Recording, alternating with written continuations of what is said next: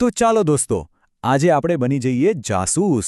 પણ આપણે કોઈ ચોરને નથી પકડવાના. ના, આજે આપણે ગણિતના એક એવા રહસ્યને ઉકેલવાના છીએ જે એક પુસ્તકના પાનાઓમાં છુપાયેલું છે.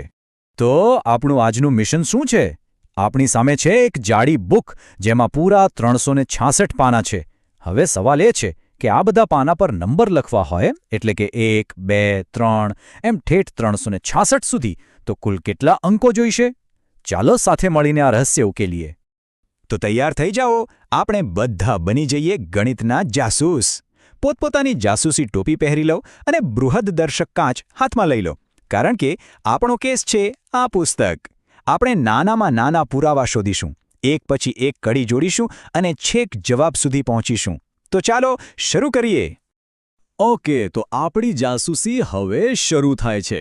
એક વાત યાદ રાખજો, કોઈ પણ સારો જાસૂસ હોય ને, એ હંમેશા સૌથી સહેલી કડીથી જ શરૂઆત કરે છે.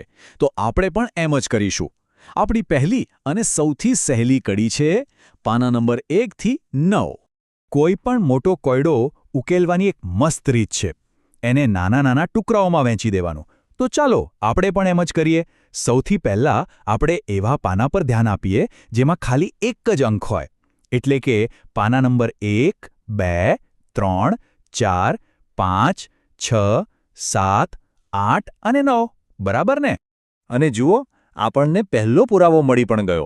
વિચારો, પાના 1 થી 9 એટલે કુલ કેટલા પાના થયા? બરાબર, 9 પાના. અને દરેક પાના પર નંબર લખવા માટે કેટલા અંક જોઈએ? ખાલી એક જ. તો કુલ કેટલા અંક થયા? 9 પાના ગુણ્યા 1 અંક. જવાબ છે 9. શાબાશ દોસ્તો, પહેલી કડી મળી ગઈ. તો ચાલો આપણી જાસૂસ ડાયરીમાં પહેલી નોંધ કરી લઈએ. પહેલી કડી 9 અંકો. આ નંબરને બરાબર યાદ રાખજો હં, એ આગળ બહુ કામ લાગશે. ચાલો હવે બીજી કડી શોધવાની કરીએ. ઓકે, તો હવે આપણી જાસૂસી થોડી વધુ રોમાંચક બનવાની છે. હવે આપણે 1 અંકવાળા પાનામાંથી બહાર આવીને 2 અંકોવાળા નંબરોના મોટા જંગલમાં જઈ રહ્યા છીએ. મને ખાતરી છે કે આપણને બીજી મહત્વની કડી અહીં જ મળશે. તૈયાર છો ને બધા? તો અહીંથી આપણો કેસ થોડો વધુ રસપ્રદ બને છે. હવે વારો છે એવા પાના ગણવાનો જેમાં 2 અંકો હોય. એટલે કે પાના નંબર 10 થી લઈને ઠેઠ 99 સુધીના બધા જ પાના. હવે જરા ધ્યાનથી જુઓ. પાના નંબર 10 થી 99 સુધી કુલ કેટલા પાના થાય? થોડું અઘરું છે, પણ જવાબ છે 90 પાના. અને આ દરેક પાના પર નંબર લખવા માટે કેટલા અંકો જોઈશે? બરાબર 2 અંકો. તો કુલ અંકો કેટલા થયા? 90 પાના ગુણ્યા 2 અંકો, એટલે કે 180. વાહ, આપણને બીજી કડી પણ મળી ગઈ. ચાલો ત્યારે જાસૂસ ડાયરીમાં બીજી કડી પણ નોંધી લઈએ. 180. આપણી જાસૂસી એકદમ બરાબર દિશામાં જઈ રહી છે. આપણી પાસે હવે બે પુરાવા છે. એક છે 9 અને બીજો છે 180. મજા આવે છે ને? દોસ્તો, આપણે રહસ્ય ઉકેલવાની એકદમ નજીક પહોંચી ગયા છીએ. હવે બસ છેલ્લી અને સૌથી મોટી કડી શોધવાની બાકી છે. અને આ કડી ક્યાં છુપાયેલી છે ખબર છે? 3 અંકોવાળા પાનાઓમાં. આ આપણો છેલ્લો પડાવ છે.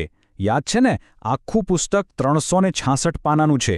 તો આપણે પાના નંબર 100 થી શરૂ કરીને છેક છેલ્લા પાના એટલે કે પાના નંબર 366 સુધીના બધા અંકો ગણવા પડશે.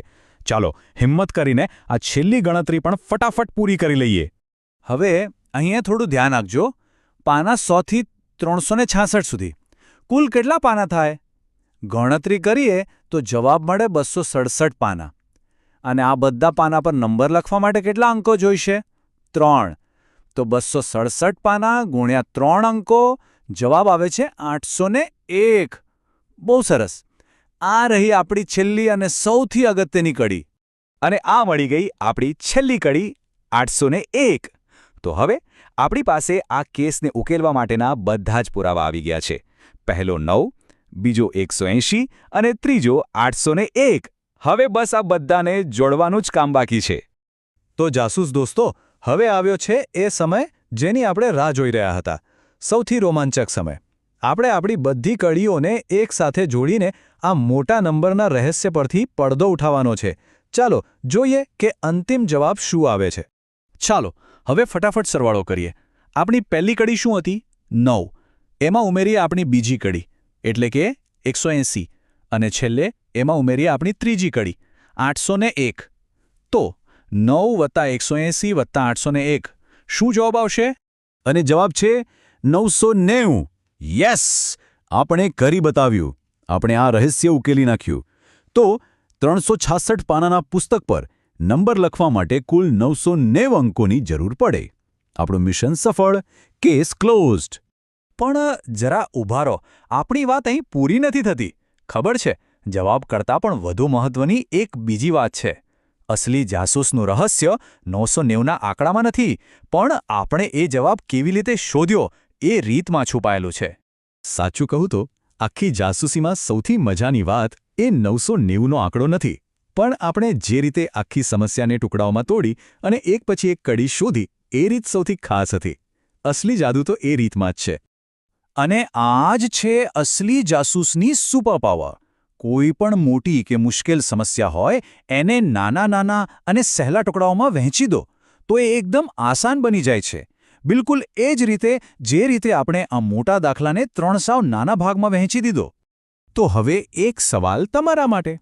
વિચારો જોઈએ એવા બીજા કયા મોટા પડકારો છે, જેમ કે કોઈ મોટું હોમવર્ક હોય કે પછી આખો રૂમ સાફ કરવાનો હોય, જેને આ જાસૂસની સુપર પાવર વાપરીને નાના ટુકડાઓમાં વહેંચીને એકદમ સહેલાઈથી પૂરા કરી શકાય? આના પર જરૂર વિચારજો.